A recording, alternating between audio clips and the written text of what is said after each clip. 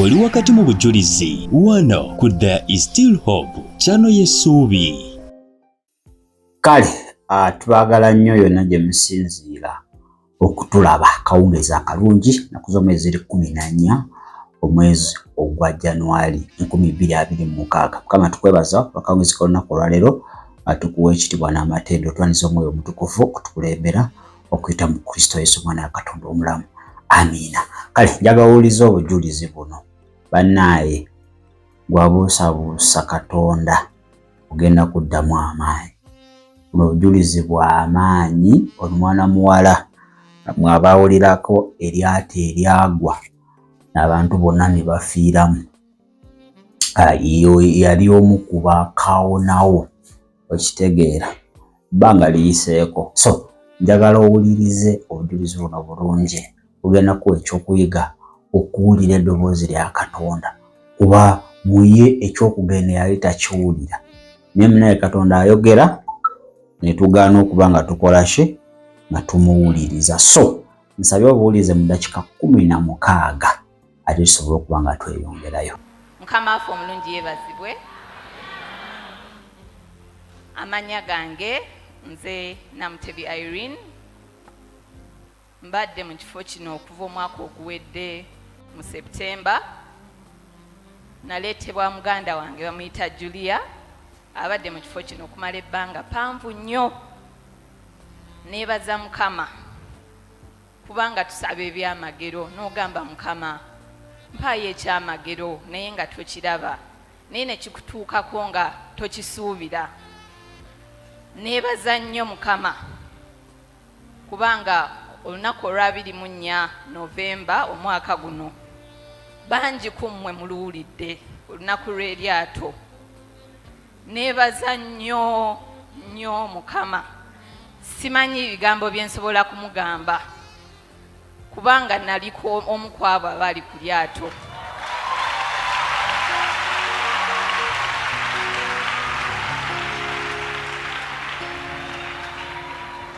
Nali nzija mu kifo kino era nga nzija emirundi egisinga ku Lwokutaano oluusi ne mbegayirizi once in a while nga ndi mulokole era ndi mulokole. Naye olunaku olwo mukwano gwange nampita naŋŋamba nali maze wiiki 2 nga nkola nnyo naye nga siwumula. Weekend eyo ne ŋŋamba ngenda kusigala wakane wekiba kisoboka n'essimu nja kugijjako. Mukwano gwange oyo bamuyita Tina era ye yagenda naye ankubira essimu aŋŋamba jangu tugende. Ne mugamba Tina nasazeewo weekend eno mbeere nga mpummudde. Naŋŋamba jangu tugende. Ne ŋŋamba kale kankirowoozeeko. Ne mmala ebbanga nga nkirowoozaako era wano we ŋŋambira ddala nti tuyina ekintu Mukama n'akwogereramu oba eddoboozi lya Mukama ne lyogera naawe naye n'otawulira n'ogamba noki-ignoringa. Naye n'addamu n'ankubira ne mugamba kale mpaamu ebbanga ttono. Wawulira eddoboozi nga liggaana nga wonoogamba nti togenda kola nga wewagambye nti sigala ewaka owummule. Ate nalina n'ogenda okulaba sisita wange yali mulwadde wiiki eyo. Naye of course eddoboozi lya Mukama libeerawo naye ate n'omulaba Sitaani najja buli weekend ngenda nendaba bazadde bange. Kati eddoboozi ne liŋŋamba ebyo byonna by'oyagala okukola nti oba ogenda olaba sisitawo osobola okubikola enkya ku Sande ng'ogenda owa okulaba taata ne maama. Kati ne mbeeraawo ne ndowooza ne ŋŋamba nkole ntya. Ne ŋŋamba kaŋŋende ne nnyambala nannona ne tugenda. Naye we twatuuka ku Keke Beach buli omu yali anywa byanywa ne bambuuza kye njagala okunywa ne mbagamba njagala mazzi. Ne baŋŋamba genda awo mu nnyanja onywaga amazzi. Kati omu ku bo n'agamba omwana kyayagala kye muba mumuwa nenywa amazzi. Sijja kwogera biwanvu nnyo byali awo eryato ne lituuka. Naye we nali ndi ku beach nalina essanyu lingi nnyo. Naye we twalinnye eryato bwe tuti nga wonoogamba nti muddu n'egenda ng'olaba abantu basanyuka bakola batya naye nze nga ntudde butuuzi awo naye nga tetunaba eryato telinasimbula nakubisa ekifaananyi n'omulangira Wasajja nenkiweereza brother wange waliwo ne baganda bange be nakiweereza ku WhatsApp group sina kye naddamu nenkiweereza nenzijako data nentuula nenyambala empewo nenfuuwa nnyo ng'eryato litandise okutambula naye nga sina kyakola siibagambe nti kanveeko nenyambala jaketi yange ey'empewo nenyambala ne life jacket nenginyweza nentuula nembeera awo naye nga buli ampitako naye ng'owulira ofiitinga obanga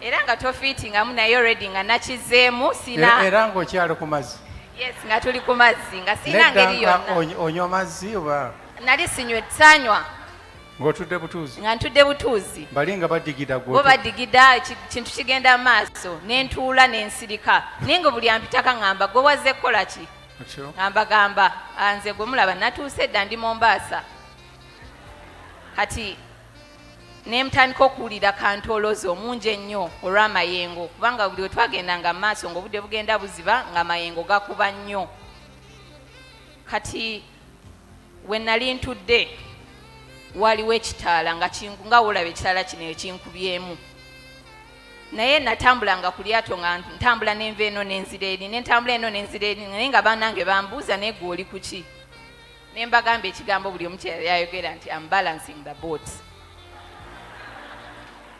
kati oluvannyuma lw'ebyo nentuula naye bwe nali ntudde nempulira nga emmeeme edda nga siina kyenywedde oba mazzi gokka oluvannyuma neŋŋamba njagala kusesema naye ngaekitaala kinkubyemu neŋŋamba omanyi we naasigala wano abantu bano bagenda kunkuba ebifaananyi bampeerezi babiteeke ku WhatsApp nenva we nali ntudde neŋŋenda Saidi Wasajja gye yali aliko Wasajja yalina kaŋŋambe cousin we bamuyita Brian oyo bawa mukwano gwange kati ne mugamba Brian mpulira njagala kusesema yali atudde ku endi y'eryato yennyini ate nga ye waatudde wansiko naŋŋamba tofaayo tuula wano nensesema naye nga already signs zindaga there is danger naye nensigala nga ŋŋamba Mukama byonna obimanyi nga munda munze ŋŋamba Mukama byonna obimanyi oluvannyuma lwa byonna naŋŋamba teeka wansi omutwe owummule nenteeka wansi omutwe otulo ne tuntwala otulo we twantwala abantu nempulira nga batandise okuwoggana nnyimusa omutwe nga ndaba eryato ligenda lyenyenya bwe riti naye waliwo sayidi eryalinga lyewunzikirako ye yali sayidi gye naliko kati nenzirawo amazzi nagenda okulya nga gatandise okunyambuka mu magulu kati nga buli omu bamugamba mudde sayidi eno bannange eryato ligezeeko okukola ki okubalansinga kati luvannyuma nnyo eryato nga ligendera ddala Brian n'ajjukira nti nali ntadde wansi omutwe nansika yali yakansika akunziza sayidi eyo eryato ne ligwamu mazzi nali nyambadde life jacket naye bwe yansika yasigala nkutta omukono simanyi maanyi gye yagajja nankasuka kungulu kw'amazzi oba nenzira ku mazzi kungulu ye teyalina life jacket yawuga paka we yatuuka ku lukalu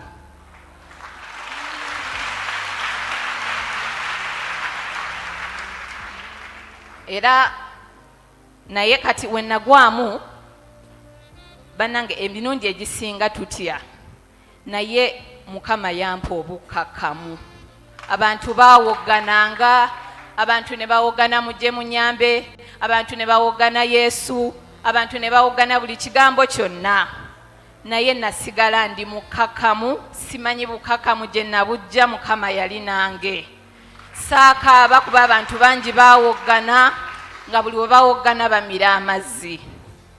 Naye nalinga wano nga distance gyendiko eringa wano ng'eryato we ligudde omwami wali ku kamera waali. Mmanyi okuwuga naye sigamba nti ndi kafulu nnyo. Nasooka nempita Brian, naye neŋŋamba Brian talina kyagenda kunnyamba. Neŋŋamba Yesu, mu bukakamu neŋŋamba Yesu jangu obeere nange. Naye nga ndi mukakamu nnyo nga sitidde nga ninga oba wonogamba emmotoka efudde, muli mu mmotoka oba nefuna ekizibu n'ogamba kasita tuli bangi kubagenda gikolako tweyongere maaso. Kyekyo ekyandi ku mutima nga I'm very calm. Kati nengezaako okuwuga okutuuka eryato eryali ligudde. Eryato eryo abantu singa Brian teyansika lyali badde limbikka nembeera wansi waalyo era abantu abasinga gye baafiira. Era we nagezaako okuwuga nagenda okulaba nga gye ŋŋenda eryato likkirira. Naye omukono gwa Mukama era gwandiwo. Nali naatera okulituukako. Ejjengo ne linkuba ne linzizaayo emabega. Kati neŋŋamba Yesu byonna obimanyi, manyi nti bino byonna ŋŋenda kubiyitamu era ŋŋenda kutuuka gye ndaga. Naye nga gye tulaga ndabayo era nga ndaba amataala. Rescue boat eyasooka nejja naye yali esoose naye ng'eriko abantu bangi, abantu bagirwanira. Neŋŋamba bazze otuyamba era ntandika okuwuga mpuga. Naatera okugituukako ejjengo ne liddamu ne linkuba ne linzizaayo gye mbadde. Naye era omukono gwa Mukama gwaliwo kuba eryato eryo era abaaliriko lyamala nalyo ne likapsizinga kuba abantu baaliko bangi ate n'abalala balwana okuligendako. Omukono gwa Mukama gwaliwo. Era ne baŋŋamba alinda waliwo abagenda abalala abajja okukola ki okubayamba. Ndwali bakakyogera ejjengo ne linkuba nagenda okulaba nga ate nalyo libbidde. Ne ŋŋamba Mukama wooli nze mmanyi ogenda kukola ki kuntaasa. Ne nsigala nga nflootinga ku mazzi naye nga ngezaako okuwuga nga mpuga towards the direction boat gy'eva ey'okubiri eyali ejja. We yali ejja ng'etuuse nga maaso awo abali maaso awo wali awali bipillars ebyo nga nze ndi wano. Bali tebasobola kutuuka wendi kuba amazzi gaali mangi nnyo nga nalyo tebadinzo amayengo gayinza oddikuba ate era ne liddamu ne libbira. Ne bakasuka engeri nga lyalinga bbanda, amabanda ago ge bakozesa okufishinga. Bali kasuka wakati ne baŋŋamba gezaako okulituukako. Bannanga amayengo gaali gankube gaali ga mirundi 3 naye ng'amaanyi gampeddemu naye nga sikyasobola kuwuga nembeera obubeezi neŋŋamba osanga banajja ne bantaasa. Naye omukono gwa Mukama gwaliwo.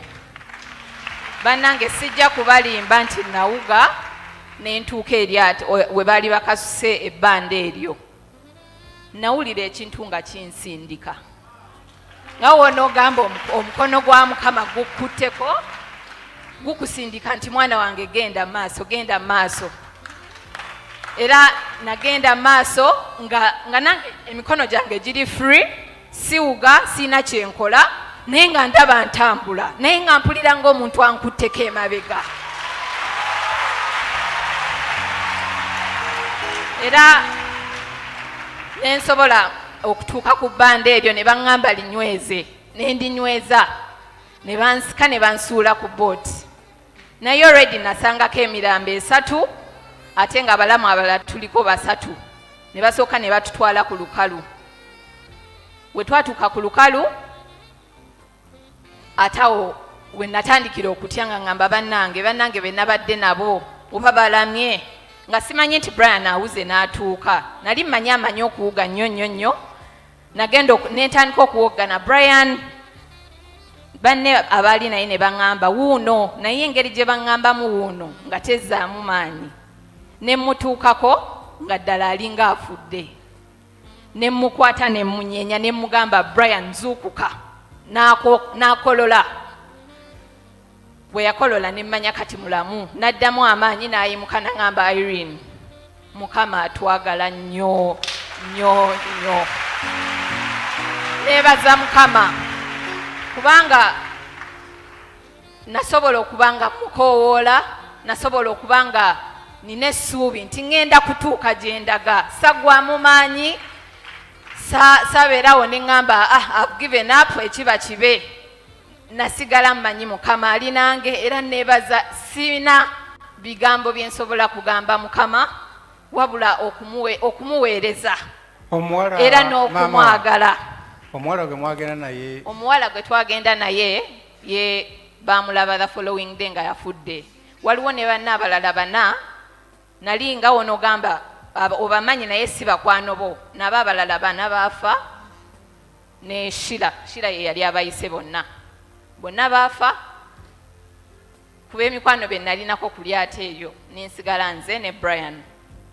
Neebaza nnyo Mukama kubanga tatulekerera, ekyo kyekyamagero kubanga wiiki 2 nga ekyo tekinnabaawo naloota nga tulinga wonogamba tuli ku pate oba nga tulinga nga pate teri clear oba kwanjula oba kiki, naye nga tuli wakati tusanyuka nga wonogamba storm ennene nejja netusuula wansi, naye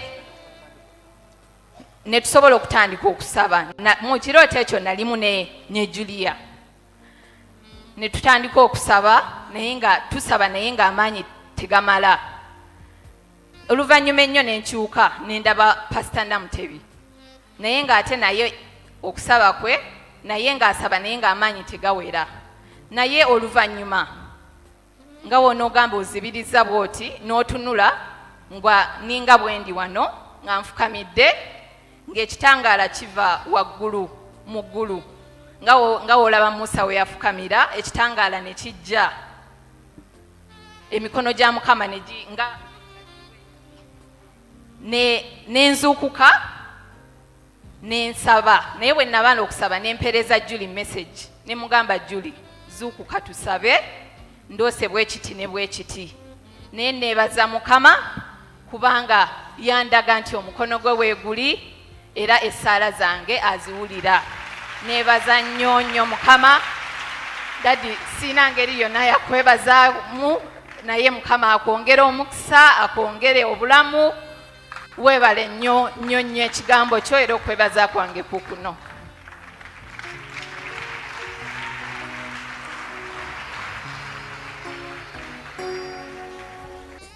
Ndowooza obujulizi obwo obuwuliriza bulungi. Ebyokuyiga bingi. Sokera twebaza Mukama kulwa sisita oyo nti yamuwonya akaseera ako. Zaburi 121 ennyiriri olw'omusanvu n'olw'omunaana agamba, The Lord will keep you from all evil. He will keep your life. The Lord will keep your going and your coming back in from this time forth and forever. Katonda ajja kukuuma amagenda go n'amaki n'amadda. Tulina okukkiriza nti Katonda ajja kukuuma yonna gy'onootambulira.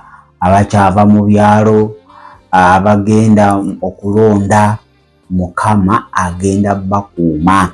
Omulaba apulaninga eva sana twagaliza bibi byereere, naye Katonda abeerawo n'atukuuma amagenda gaffe n'amadda.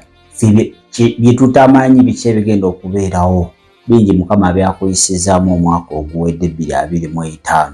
Beera n'okukkiriza nti ono 2026 era Mukama y'omu agenda kubanga akola ki? Agenda kubanga ate akuyisaawo. Kale Samwiri ekisooka 15:22 paka 23 mwenna mukimanyi bulungi nti okugonda akusinga saddaaka. Kyabi oluusi Katonda ayogera ne tugaana owulira. Yayogera naye naye yali akiwulira togenda naye Sitaani omumanyi genda n'akomekereza ng'akoze eki ng'agenze.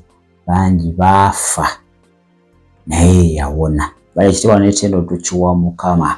Mukama naawe akukuume, omukono gwe ogutayimpa wadde gubeere ku bulamu bwo mu linnya erya Yesu.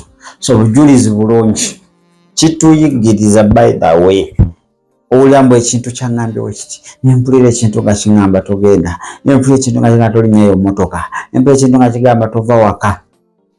Ekyo tekiba kintu. Oyo ye Mwoyo Omutukuvu alabira wala. Yaba yalabye dda seetaapu z'omubi Sitaani. Oluusi ziba nazisaddaaka. Okitegedde? Saddaaka z'abantu ng'anoonyayo bakusaddaaka.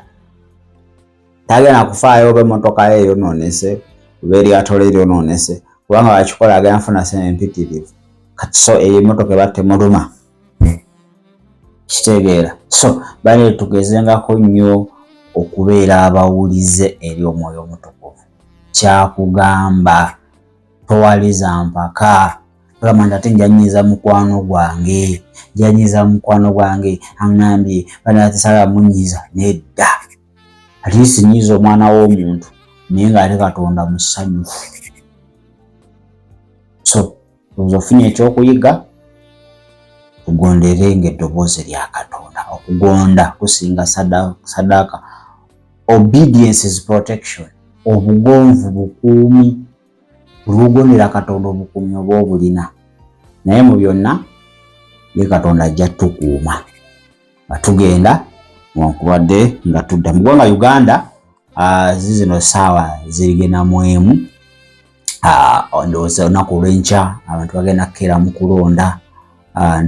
Ndabeekaawo emmotoka zeetala okuba nga zitambuza obululu okubutwala mu bifo eby'enjawulo. Security eri ggulugulu okwetoola eggwanga lyonna.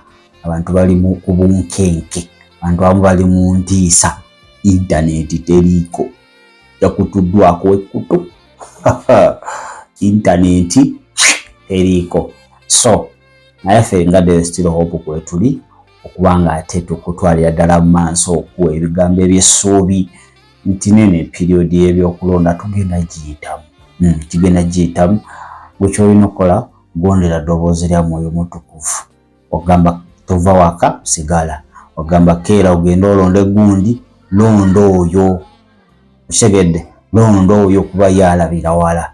Naye eggwanga lyaffe twongere okuba nga ate tulinyika mu musaayi gwa Kristo. Liyinza okuba nga liri mu misaayi gya Sitaani, nyaati lyetaaga okubeera mu musaayi gwa Kristo. So naku olw'enkya abantu bagenda kuba nga ate bakkira obubokisi basobole okuba nga balonda abakulembeze baabwe. Byonna ebinaabaawo, ebinaatuukawo, nga ffe There Still Hope tujja kugezaako okuba nga ate tukuwa update yonna egenda muki, egenda ate mu maaso. Mukama tukwebaza olwa buli ssekinnoomu. Nsaba obukuumi eri buli alaba, buli awulira eddoboozi lino Mukama mu election period gye tuyitamu ejjudde obunkenke. Bangi basibiddwa, bangi bali mu makomera, abamu bafudde.